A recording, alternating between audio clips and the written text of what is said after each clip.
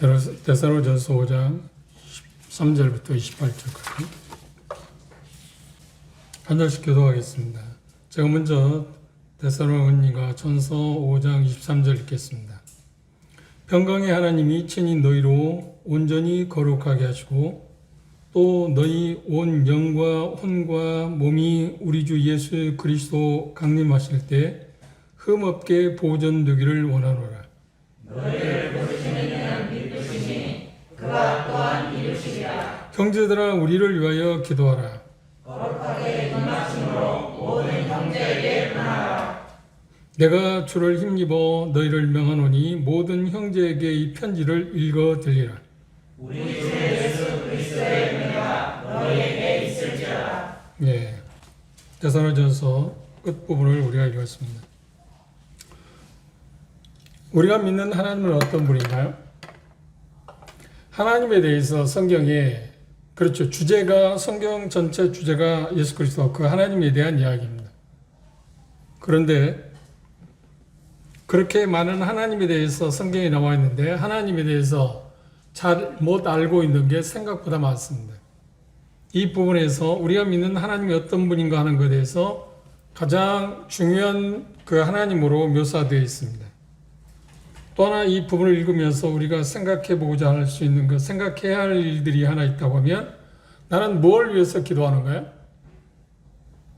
저 자신의 기도 생활을 봐도 그렇고 주변에서 형제들의, 자매들의 기도 내용은 제가 들을 수가 없으니까 형제들의 기도 내용을 보면 그리고 자매들이 어떤 기도 요청하는 그런 내용을 보면 우리에게 일어나고 있는 일상적인 일들에 대해서 기도하는 것이 전부라고 말해도 과언이 아닙니다.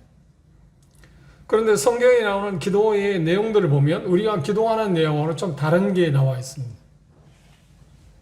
이 본문에서도 바울 사도는 데살로니가 성도들을 위해서 기도하는 내용이 나와 있습니다. 그런 점을 통해서 우리가 뭘 위해서 기도해야 하는가? 그리고 물론 우리의 일상적인 삶에 우리가 필요한 것들을 하나님께 기도해야 하는 것은 사실입니다만 그것이 우리의 기도의 전부라고 한다고 하면 우리에게는 문제가 있다고 말할 수 있습니다.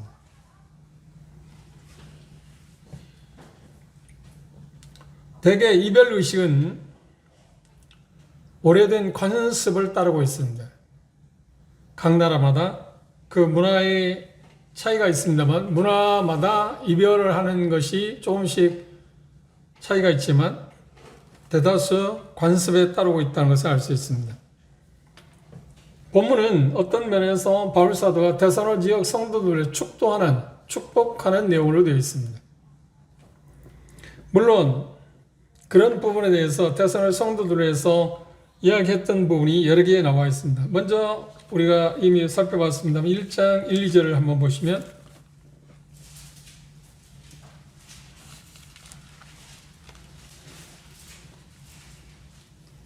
바울과 실로아노와 디모데는 하나님 아버지와 주 예수 그리스도 안에 있는 데살로니가 교회에 편지하노니 은혜와 평강이 너희에 있을 2절 우리가 너희 무리를 인하여 항상 하나님께 감사하고 그들을 인해서 감사한다고 표현했습니다. 그리고 2장 7, 8절에 보면 그들을 깊이 사랑한다고 이야기했습니다. 그리고 3장 4, 5절에 보면 그들에 대해서 염려하고 있다고 말했습니다. 그 다음 4장 1절에서 보면 너희에게 권한다고 표현했습니다. 그리고 5장 11절, 14절에 보면 너희를 격려한다고 말했습니다. 그런데 본문에 보면 5장 23절에 보면 평강의 하나님이 친히 너희를 온전히 거룩하게 하기를 원한다. 이 축복 기도야말로 세상에서 가장 위대한 기도라고 말할 수 있습니다. 우리가 뭘 위해서 기도하는가요? 그래서 나 자신뿐만 아니라 다른 사람들이 다른 그리스도 안에 있는 형제 자매들이 말씀하고 있는 것처럼 우리가 성화되기를 위해서 기도하는 겁니다. 거룩해지기를 위해서. 그것이 우리의 기도 제목 가운데 가장 큰 것이야 합니다. 왜냐하면 그렇게 함으로 인해서 하나님께서 우리에게 말씀하신 것을 우리가 성취할 수 있기 때문입니다. 다른 것들은 어떤 면에서 부수적인 것들입니다. 성화 문제에 대한 것이 처음은 아닙니다. 4장 1절 8절을 보면 성화에 대한 거룩한 삶에 대해서 성적으로 순전하게 살아야 할 거라고 명령한 일이 있습니다. 그걸 도전하고 있습니다. 세상에서 문화가 바뀜에 따라서 가장 하나님의 말씀에서 벗어나고 있는 부분이 있다고 하면 여러 가지 있지만 세상은 특별히 성적인 문제입니다. 이게 가장 심각한 문제입니다. 걷잡을 수 없이 하나님의 말씀을 왜곡되고 있고 걷잡을 수 없이 하나님의 말씀과는 정반대 방향으로 가고 있는 부분이 세상인데 그 중에서 특이한 게 뭐냐면 성적인 문화입니다.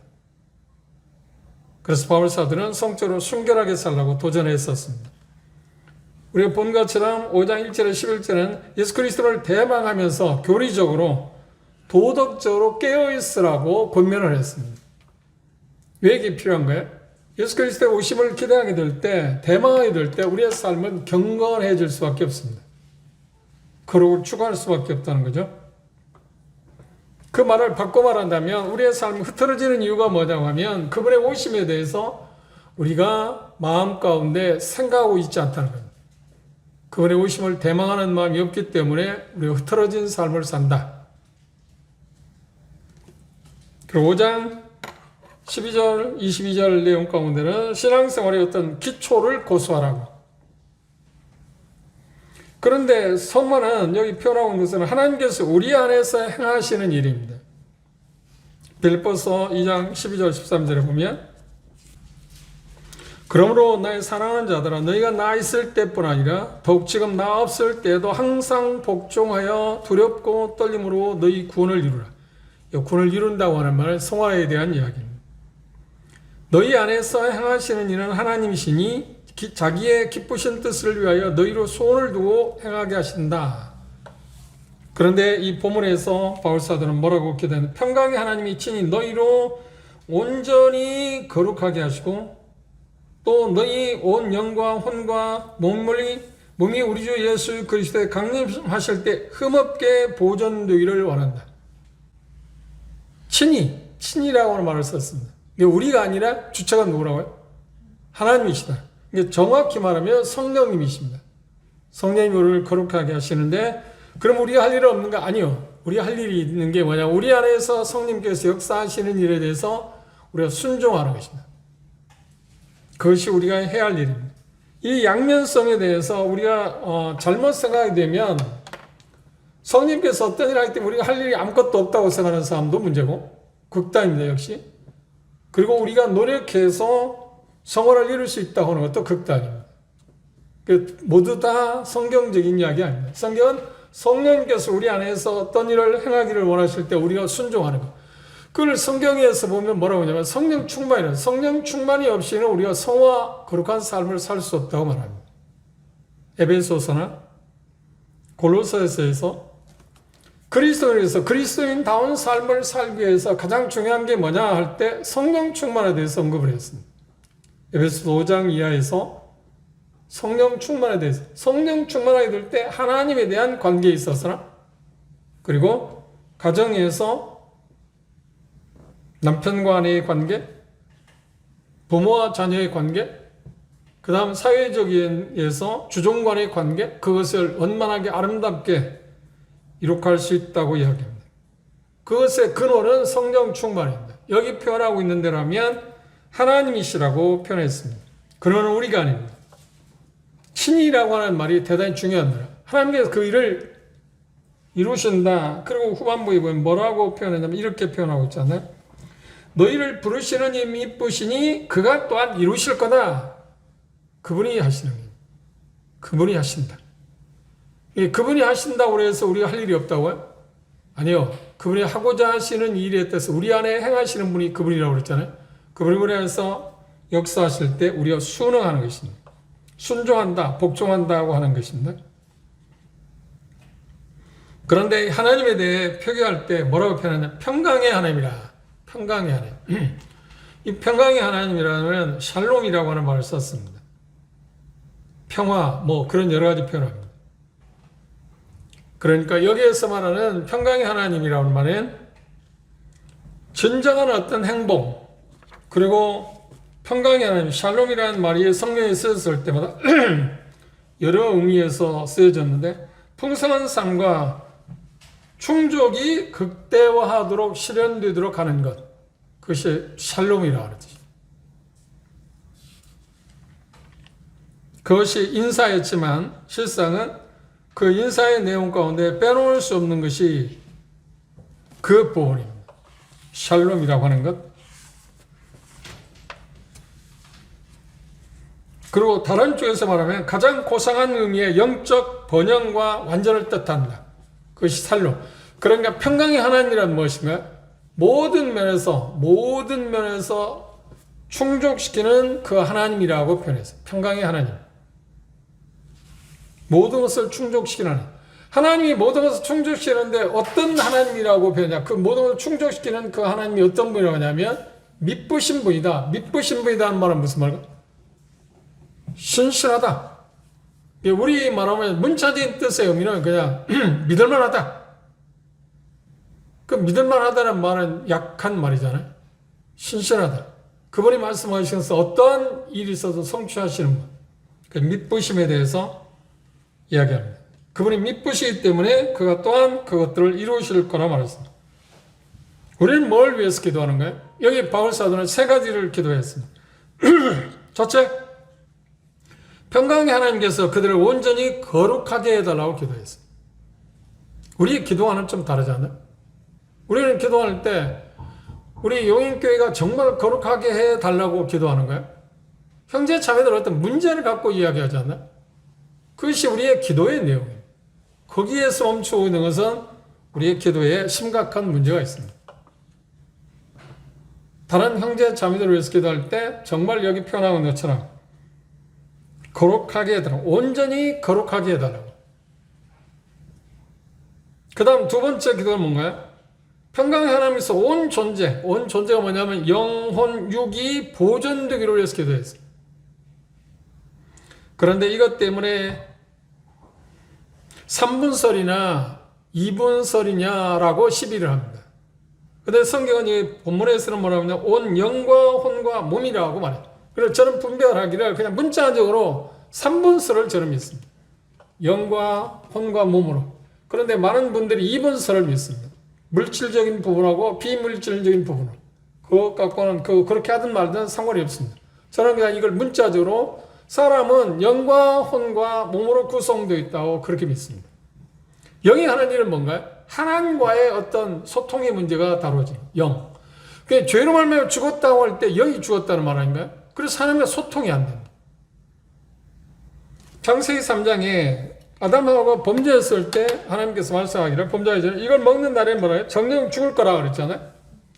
그런데 그 선악과를 먹는 순간에 그들이 죽었나요? 아니요. 오래 살았습니다. 그럼 뭐가 죽었을까요?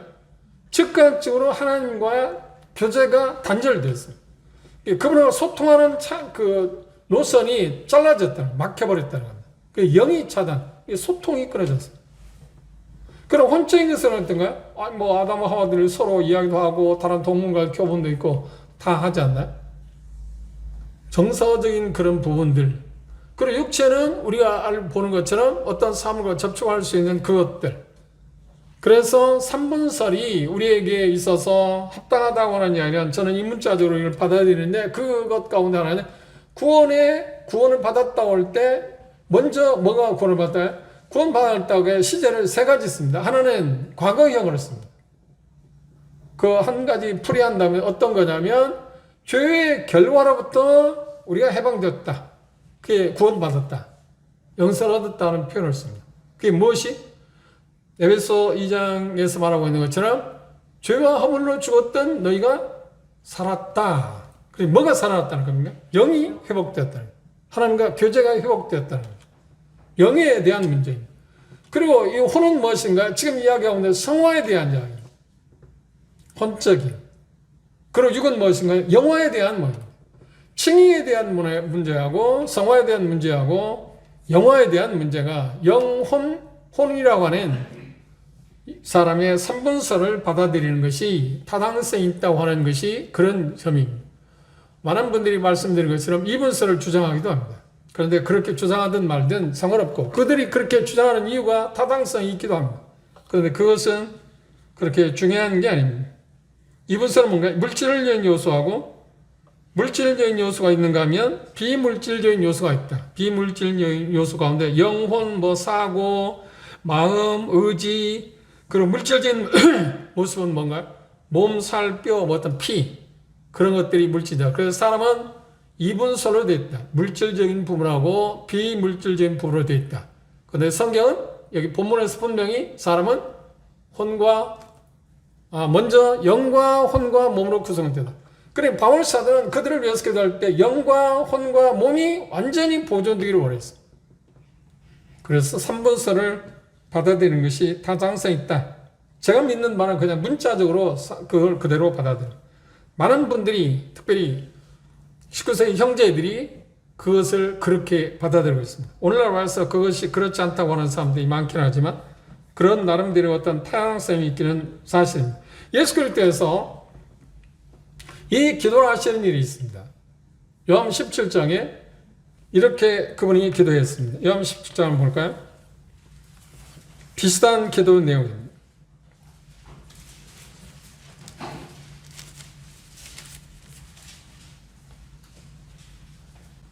요한 17장 15절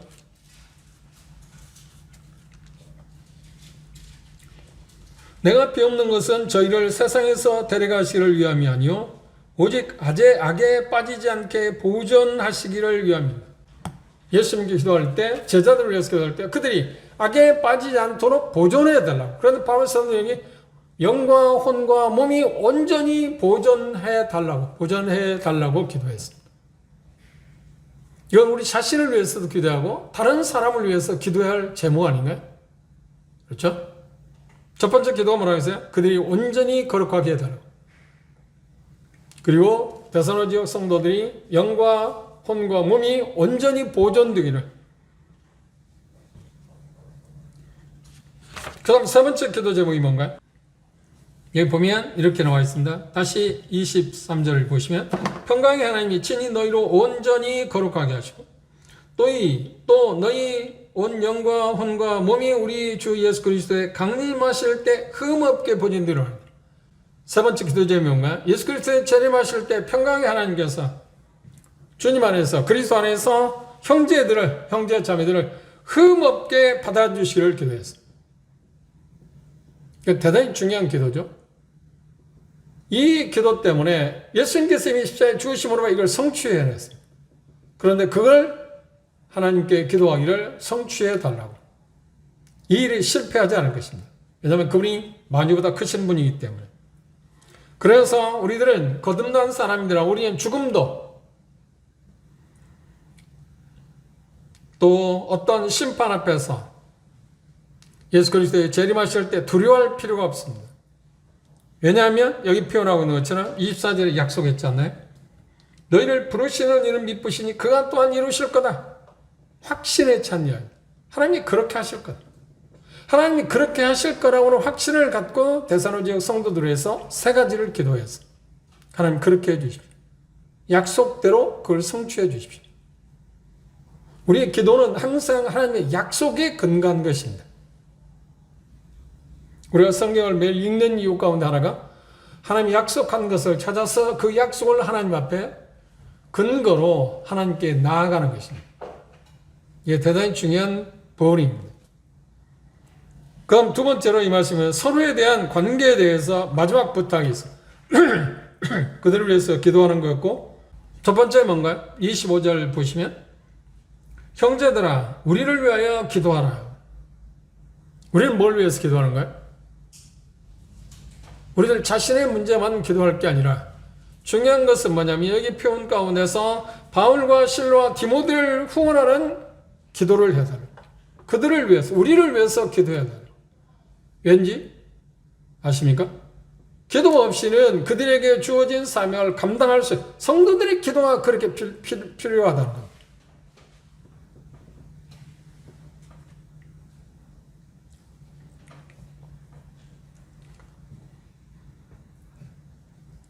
제가 지난주에 강서 마곡교회를 다녀왔는데 다니고 나서 어떤 분한테 전화가 왔습니다. 전화 내용은 간단합니다. 제가 형제님을 위해서 기도했는데 하나님께서 어떻게 일하셨는지 듣고 싶습니다. 그건 대단한 큰 격려입니다. 기도의 후원 없이는 그들은 어떤 것도 이룰 수 없다는 걸 알았기 때문에 우리를 위해서 기도해라. 바울 사도 같은 분이 데살로니가 지역 성도들이 기도 없이는 어떤 것을 할 수 없다고 하는 것 때문에 기도하려고 할 때 우리는 얼마나 서로를 위해서 기도해야 하는가?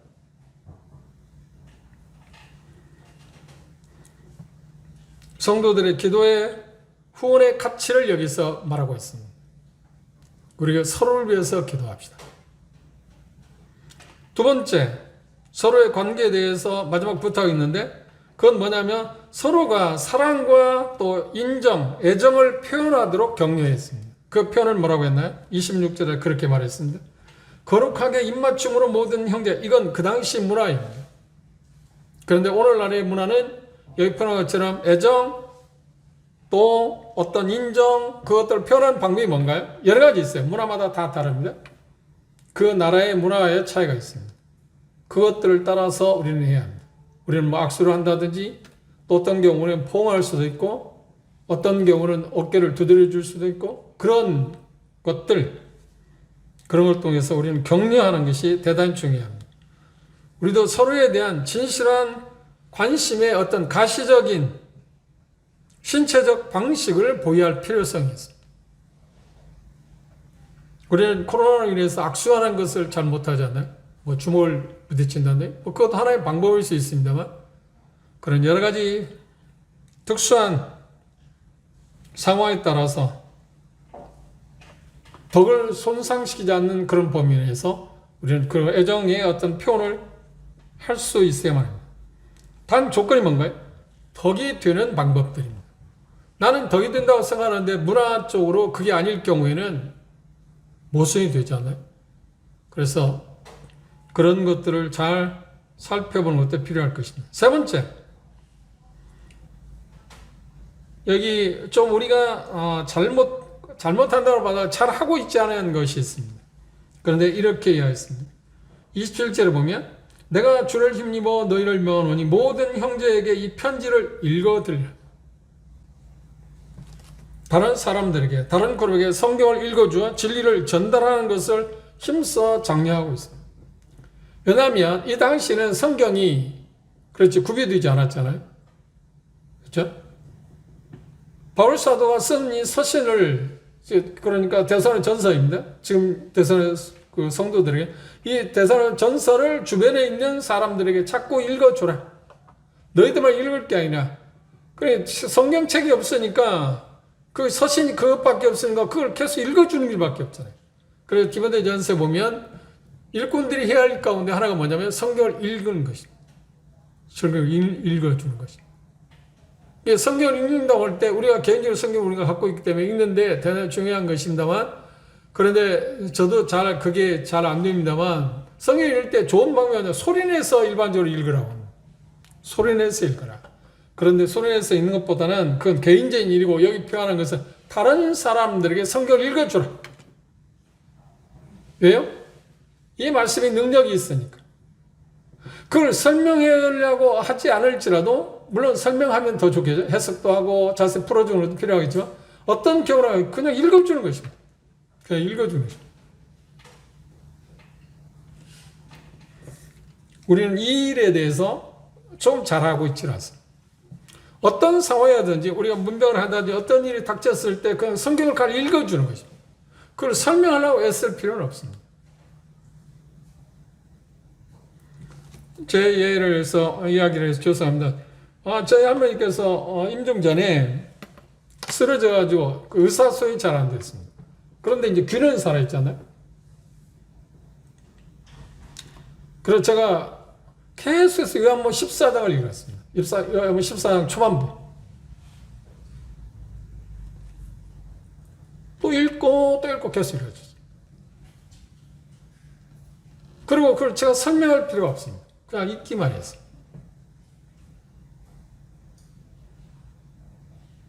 할머니가 가셔야 할 곳이 하늘나라입니다. 두려워하지 마십시오. 그냥 계속 읽었어요. 그리고 제가 종종 문병을 가면 그냥 성경을 읽습니다. 성경을 읽어줍니다. 소자에 안심하라든지 그런 표현들 있잖아요. 그래서 성경을 읽어줍니다. 성경을 읽어주는 것이 대단히 의미가 있어요. 근데 바울사는 여기서 표현할 때 그렇게 했어요. 다른 사람들에게 여기 표현 가운데서 좀 어떤 사람들은 여러 가지로 표현하고 있습니다. 모든 형제에게 편지를 읽어 들리라 그랬는데 하나님의 말씀이 어떤 사람은 듣고 어떤 사람은 듣지 못하게 아니라 모든 사람이 들을 수 있도록 하라는 거예요. 가능하면 계속 성경을 읽어주는 게 필요합니다. 개인적으로 그러면 다른 사람의 성경을 읽어주는 것이 필요하다면 개인이 자기 자신에게 있는 것은 얼마나 중요할까요? 그렇죠? 특별히 기억하십시오. 성경을 읽어주세요. 이게 우리가 해야 할 일 가운데 빼놓을 수 없는 일입니다. 성경을 읽어주는 겁니다. 그냥 읽어주는 겁니다. 어떤 사회에서 설명도 할 필요가 있긴 하겠지만 그렇지 못한다 할지라도 그냥 성경을 읽어주고 거기에 비슷한 그 표현, 어떤 문병을 간다든지 어떤 상황 때마다 거기에 맞는 말씀들을 찾아서 그걸 읽어주는 것입니다. 성경을 읽어주는 것을 우리가 좀 습관화해야 하는 것이 필요하다고 생각합니다. 성경은 우리가 알고 있는 것처럼 다른 사람과 나눠야 할 것이지, 그렇죠? 나만 간수하는 게 아닙니다. 하나님께서 우리 성경을 주신 이유는 물론 나 자신을 위한 거 주신 것이지만 그것만이 목적이 아니고 다른 사람과 나누기 위해서 우리에게 하나님의 말씀을 주셨습니다. 우리가 근본적인 문제로 돌아볼까요? 기초적인 문제로 돌아볼까요? 하나님이 왜 성경을 주셨나요? 하나님이 우리에게 성경을 주신 것은 의사통합이요. 하나님과 우리 사이에 그분의 뜻을 우리가 어떤 것을 생각해야 하는가 어떻게 살아야 하는가 하는 것을 의사통합하기 위해서 하나님께서 우리에게 성경을 주셨습니다. 그런데 성경을 주셨을 때 어려운 문자로 쓰지 않고 우리가 알아들을 수 있는 언어를 사용했습니다. 물론 처음에는 구약은 히브리어로 신약은 헬라어로 썼으니까 그런데 우리의 문자는 아니잖아요. 그런데 우리 말로 번역되어졌습니다. 각국의 말, 그 나라 말로 번역되어졌습니다. 알아들을 수 있는 언어로 말씀하셨다는 것은 정말 우리가 감사할 일입니다. 알아들을 수 없는 말로 기록했다고 해보십시오. 교회사에 보면 중세 암흑시대 캐톨릭의 사제들인 교황이 그렇게 말했습니다. 성경은 평민들은 읽을 수 있는 게 아니다. 읽어서도 안 된다.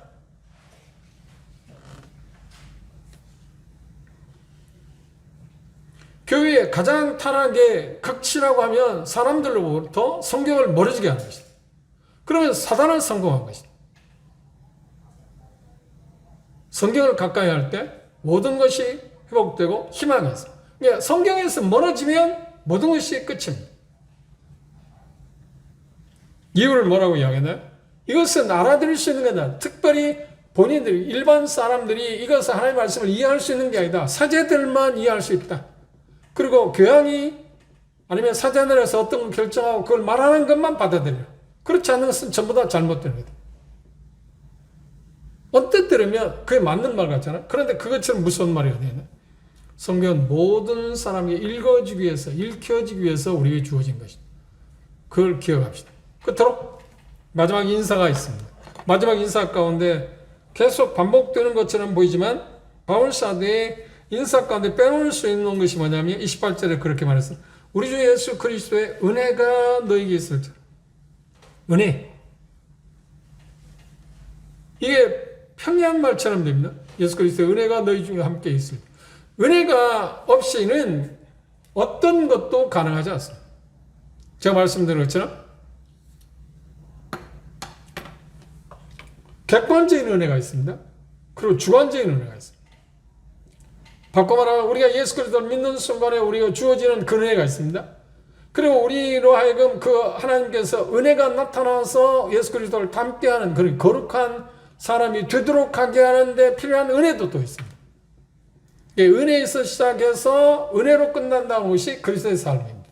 그리고 바울 사도를 이야기할 때 우리가 그냥 인사치레로 은혜가 함께하기를 원한다. 그게 아니에요. 은혜. 이게 데살로니가 성도들을 지탱할 수 있는 그런 모든 성도 우리들을 지탱할 수 있는 유일한 무기이기 때문에 바울 사도는 끝 인사에서 우리 주 예수 그리스도의 은혜가 너에게 있기를 원한다 기도했습니다. 결론적으로 이 짧은 본문이지만 우리가 믿는 하나님은 어떤 분인가요? 평강의 하나님. 그분이 미쁘신 분이다. 평강의 하나님이 뭐라고요? 모든 것을 공급하시는 것. 모든 선하고 좋은 것들을 우리에게 주시는 그분. 그리고 두 번째는 뭔가요? 우리는 뭘 위해서 기도하는가요? 바울사들은 세 가지를 위해서 기도했어요. 그들이 거룩해지기를 위해서. 그리고 그들의 영과 혼과 몸이 온전히 보존되기를 위해서. 그리고 그리스도의 재림하실 때 평강 하나님께서 그리스도 안에서 형제자매들 흠없게 세워주시기 위해서. 그렇게 기도했던 이유는 뭔가요? 바울사도 믿은 그 하나님은 미쁘신 하나님이었기 때문에, 그리고 그분이 친히 그걸 이루실 거라고 확신했기 때문에. 우리가 믿는 그 하나님이 그런 분인가요? 친히 그 일을 이루실 거라 믿는가요? 이게 우리에게 회복해야 할 문제입니다. 다음 시간에 이제 데살로니가후서의 1장부터 생각해 보도록 하겠습니다. 기도합시다.